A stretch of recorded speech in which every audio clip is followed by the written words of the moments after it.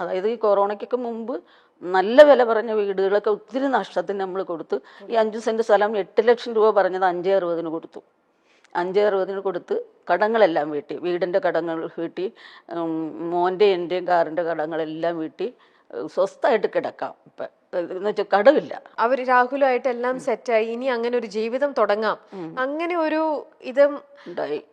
അപ്പൊ എന്നോട് പറയും ഗോൾഡൊന്നും മേടിക്കരുത് അമ്മ, ഞാൻ ഇടൂല, ഗോൾഡൊന്നും അല്ലെങ്കിലേ മേടിച്ചിട്ടൊന്നും അവള് സമ്മതിക്കൂല. അങ്ങനെയാണ്, ഞാനൊരു കുഞ്ഞുമാലയല്ലേ ഇടുള്ളൂ എന്ന് പറയും. അപ്പൊ ഇവൻ രാഹുൽ എന്നോട് പറയും, ഇതൊക്കെ കുഞ്ഞു കൊച്ചിനെ ഭയങ്കര ഇഷ്ടമാണ് രാഹുലിനും, ഒക്കെ കൊച്ചിന് കൊടുത്തേര്, എനിക്ക് ജീവിക്കാനുള്ള സ്വത്തൊക്കെ എൻ്റെ കയ്യിലുണ്ട് എന്ന് പറയും, എന്ന് രാഹുലും പറയും.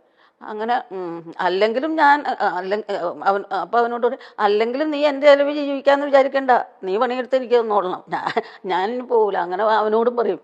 തമാശയാണ്, എന്നാലും അങ്ങനെ പറയും.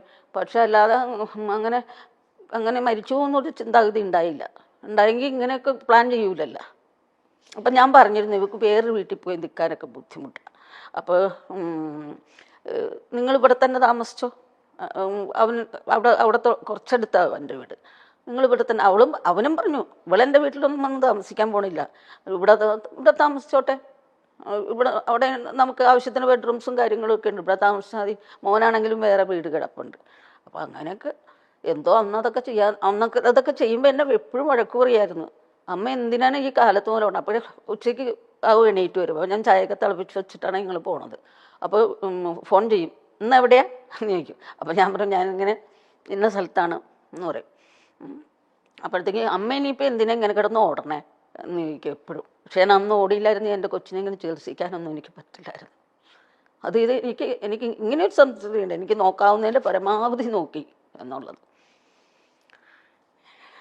പിന്നെ കൊറോണ വന്ന് കുറേ കൊല്ലങ്ങൾ, 1-2 കൊല്ലത്തോളം വെറുതെ ഇരുന്നില്ലേ, അപ്പോഴും നമുക്ക് ലോൺ കാര്യങ്ങളൊക്കെ ഇങ്ങനെ കിടക്കുകയാണ്. അന്നൊക്കെ അത് നമ്മുടെ കയ്യിൽ നമ്മളും കൂടി ജോലി ചെയ്യുന്നതുകൊണ്ട് ഉണ്ടായി, അതൊക്കെ അടച്ചു പോകാനൊക്കെ പറ്റി. അപ്പം ആകെ ഒരു ജീവിതത്തിൽ ഇനി എന്തെങ്കിലും ഒന്ന് നോക്കണം. കാരണം ജീവിതത്തിൽ ആകെ ഒരു ആശ്വാസമുള്ളത് കടമില്ല എന്നുള്ളതാണ്, കടങ്ങളൊക്കെ തീർന്നു എന്നുള്ളത്. എന്നിട്ട് അവിടെ കിടന്നിട്ടും പുള്ളിക്കാരത്തിൻ്റെ ചിന്ത ഇതൊക്കെയായിരുന്നു, അമ്മ എങ്ങനെ ലോൺ അടയ്ക്കും. ഇപ്പോൾ 2 കൊല്ലമായി നമ്മൾ അടച്ചു തുടങ്ങിയിട്ട്. അത് കഴിഞ്ഞാണ് ഒരു പ്രോഗ്രാം വന്നിട്ട് അതിൻ്റെ അപ്പോൾ ലോൺ അടച്ചു പോകും. അങ്ങനെ ചെയ്തുകൊണ്ടിരുന്ന വെച്ചാൽ വീട്ടിലെ കാര്യങ്ങളൊക്കെ അവൾ കൊണ്ട് നടക്കുക. ആ 2 കൊല്ലം കഴിഞ്ഞ് പിന്നെ അവൾക്കൊരു 4 ലക്ഷം കിട്ടി, അത് ചെയ്തുകൊണ്ടിരിക്കുകയായിരുന്നു. അപ്പോൾ പിന്നെ ലോണൊക്കെ അടച്ചു തുടങ്ങിയതാണ്. അപ്പോൾ ഇപ്പം ഇത് പറയുമ്പോൾ ഇതിൻ്റെ ഇടയിൽ കമൻറ്റ് വരാൻ പോണത്, ഞാനിന്നാൾ ഹോസ്പിറ്റലുകാരുടെ കാര്യം പറഞ്ഞപ്പോൾ അവരോട് പറഞ്ഞിട്ട് കമൻറ്റ് വന്നത്, തള്ളക്കിപ്പോഴും കാശ് മാത്രം മതി ആരാണ്ട് എഴുതി, ഒരാൾ കേട്ടോ, അല്ലാണ്ട് വേറെ ആരും അങ്ങനെ ഒരു കമൻ്റൊന്നും പറഞ്ഞില്ല. നമ്മൾ അവരുടെ അതൊന്നും നമ്മൾ നോക്കിയിട്ട് കാര്യമില്ല, നമുക്കറിയാലോ എന്തായിരുന്നു സത്യം, എന്താ നടക്കണേ, നമുക്ക് എല്ലാവരും വീട് ഞാൻ പറഞ്ഞ നീ പേടിക്കണ്ട. അപ്പൊ ഇനി മാറ്റി വെക്കുമ്പോൾ നമുക്ക് നല്ല പൈസയാവും, കുറെ പൈസയാവും. അപ്പൊ 25 ലക്ഷത്തോളം ഹോസ്പിറ്റലിൽ തന്നെ കെട്ടണം അതിന്. അപ്പൊ അമ്മ ഇത് മാറ്റി വെക്കണമെന്നൊക്കെ പറഞ്ഞാൽ എങ്ങനെ അമ്മ ചെയ്യൂ ഇത്? ഞാൻ പറയും, ഇത്രയും കാലം വാടകയ്ക്ക് താമസിച്ചു, ഇനി നീയും ഉണ്ട്, ഞാനും ഉണ്ട്, അച്ഛനും ഉണ്ട്, നമുക്കെല്ലാവർക്കും കൂടി ഇനിയും ശ്രമിക്കാം. ഈ വീടങ്ങ് വിറ്റ് കളഞ്ഞാൽ പോരെ, ഇത് പ്രശ്നം തീർന്നില്ല. ഇത് 8 വർഷം ലോൺ അടച്ച് 2 വർഷവും കൂടെ ലോൺ ഉണ്ടായുള്ളൂ. അത് വിൽക്കാൻ നീ പേടിക്കേണ്ട, നീ കാശിനെ കുറിച്ചൊന്നും ഇവിടെ കിടന്ന് ചിന്തിക്കുകയേ ചെയ്യരുതെന്ന് പറയും.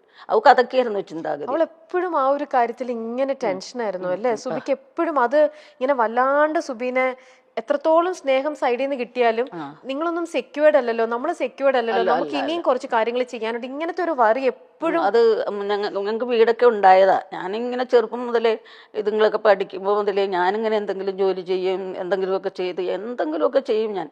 അങ്ങനെ ചെന്ന് പൈസയൊക്കെ ഉണ്ടാക്കി നമുക്കൊരു വീടൊക്കെ വെച്ച് നല്ല രീതിയിലായതായിരുന്നു.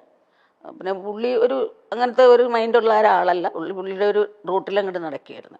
അപ്പോൾ ആ വീടൊക്കെ വിറ്റ് കളയേണ്ടി വന്നു. ലാസ്റ്റ് പുള്ളിയുടെ തന്നെ കടം കയറ്റി വയ്ക്കും, കുറേ പ്രശ്നങ്ങൾ ഉണ്ടാക്കും. അപ്പോൾ അന്നൊക്കെ വീട് വെച്ചു. അപ്പോൾ പിന്നെ എത്രയോ വർഷങ്ങളാണ് വാടകയ്ക്ക് താമസിച്ചത്.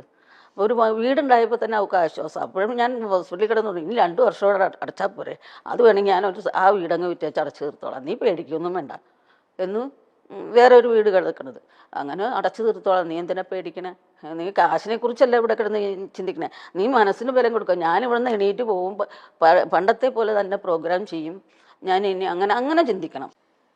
ഇതിനിടയിലുള്ളതാ വേറൊന്നെന്ന് പറയുന്ന മണിച്ചേട്ടന്റെ ഒന്നാണ്. നമ്മളുമായിട്ട് വളരെയധികം അടുപ്പമുള്ളതാണ്. സുബിയായിട്ടും മണിച്ചേട്ടന് ഭയങ്കര അടുപ്പാണ്.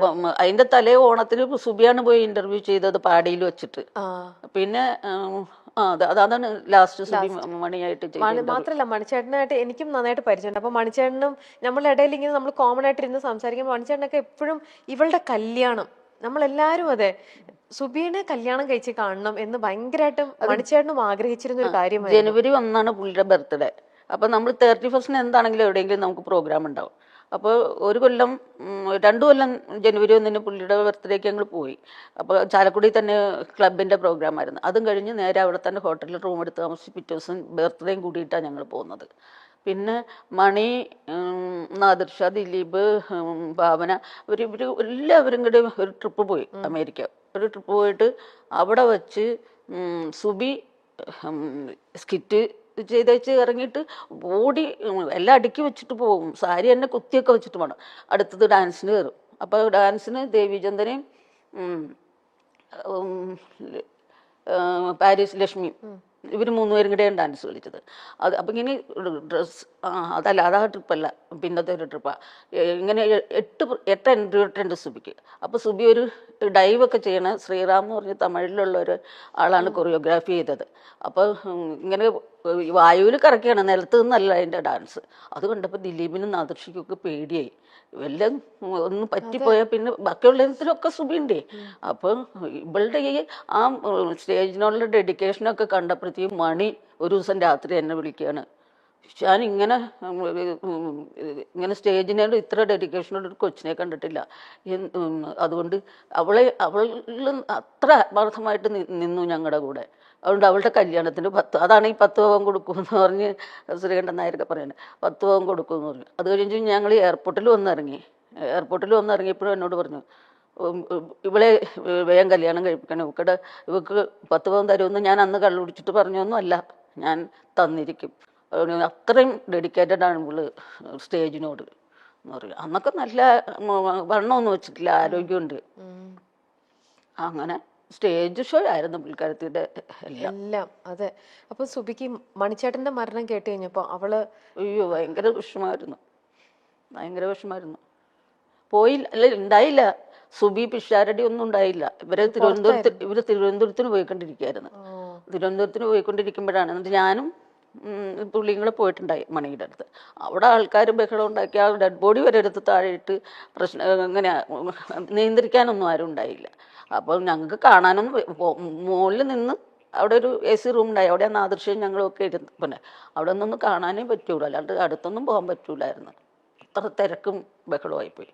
സുബി പിഷാരടിയൊക്കെ വഴിയിലായിരുന്നു.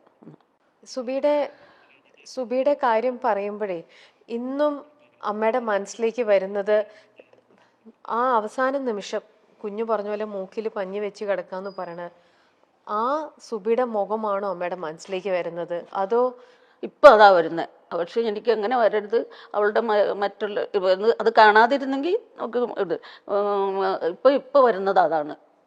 കിടക്കുമ്പോഴും ഒക്കെ വരുന്നത് ഒരു ഞെട്ടല് പോലെ മനസ്സിലേക്ക് വരുന്നത്. ഉറക്കമില്ല, എനിക്ക് ഉറക്കമില്ല.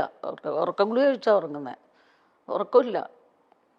രാത്രിയാണ് ഈ ചിന്തകൾ മുഴുവൻ വരുന്നത്. പക്ഷെ എനിക്കിപ്പോഴും അവൾ അവിടെ ഉണ്ടെന്ന് തന്നെയാ ചിന്ത. അതല്ലേ എനിക്ക് ഇപ്പോഴും. ഇപ്പൊ കഴിഞ്ഞ ദിവസം ഒരു ഇന്റർവ്യൂവിന് ഇതേപോലെ എന്നെ വിളിച്ചു.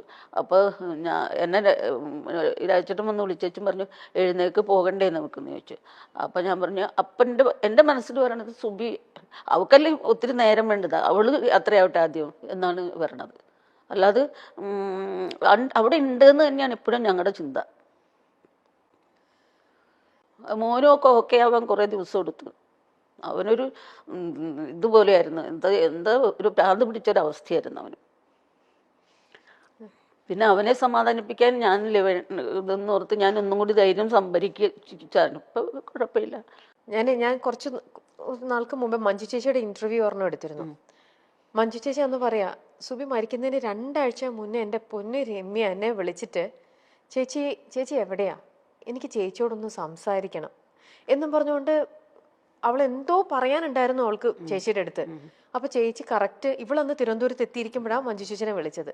ചേച്ചി കറക്റ്റ് അന്ന് ഏതോ ഷൂട്ടിന് എറണാകുളത്ത്. അപ്പൊ ചേച്ചി ഇന്നും എന്നോട് അത് പറഞ്ഞ് ചേച്ചി അന്ന് കരയായിരുന്നു. എനിക്കറിയില്ല എന്തായിരുന്നു അവൾക്ക് എന്നോട് പറയാനുണ്ടായിരുന്നിട്ടുണ്ടാവുക. അതുപോലെ തന്നെ ഒരു ജ്യോത്സ്യം പറയുന്ന ഒരാളുണ്ടല്ലോ, ഒരു ജ്യോത്സ്യത്തില് ഹരിചേട്ടനാണോ? ഹരി പത്തനാപുരം. ഹരി പത്തനാപുരത്തിന് ഈ ICU കിടന്ന് അന്ന് തന്നെ ഫോൺ മേടിച്ച് ഡോക്ടർ ഫോൺ നോക്കാൻ പാടില്ല എന്ന് പറഞ്ഞു. പക്ഷെ ഹരി പത്തനാപുരത്തിൽ വിളിച്ച് പറഞ്ഞു എന്നൊരു ഇന്റർവ്യൂവിൽ പുള്ളി പറയണേ ഞാൻ കേട്ടതാണ്. ഹരി പത്തനാപുരത്തിനെ വിളിച്ചിട്ട് എനിക്ക് ഒരു കാര്യം പറയാനായിട്ട് വിളിക്കാമെന്ന് പറഞ്ഞു വെച്ചതാണ്. പിന്നെ ഹരി ഇങ്ങോട്ട് വിളിച്ചിട്ട് എന്തായിരിക്കും അമ്മ അവള് ഇങ്ങനെ എല്ലാരും അവൾക്ക് അല്ല അത് എല്ലാരെയും അത് ഈ അസുഖമൊക്കെ ആയി കഴിഞ്ഞപ്പോഴത്തേക്കും, അസുഖമൊക്കെ വന്നു കഴിഞ്ഞപ്പോൾ പുള്ളിക്കാരത്തേക്ക് ഇത്തിരി വിശ്വാസങ്ങളൊക്കെ ഉണ്ട്. ഇങ്ങനെ ആരെങ്കിലും ഇതിലൊക്കെ എനിക്ക് അത്ര വിശ്വാസമൊന്നുള്ള ആളല്ല, ദൈവത്തെ അല്ല, മറ്റുള്ള കാര്യങ്ങളൊന്നും എനിക്ക് വിശ്വാസമില്ല. അത് ഹരിപ്പത്തനവർ പറയണ പോലെ ഞാനും പറയണം എല്ലാ കാര്യങ്ങളും. അപ്പം ഹരി അങ്ങനെ ഒരു ഇന്റർവ്യൂവിൽ പറയണ കേട്ടു. പക്ഷെ പുള്ളിയുടെ നമ്പർ എൻ്റെ കയ്യിൽ ഉണ്ടായില്ല, അല്ലെങ്കിൽ ഞാനൊന്ന് വിളിച്ചേനെ. എന്താ ഞാൻ തരാലോ ഹരിചേട്ടന്റെ നമ്പർ അമ്മയ്ക്ക്.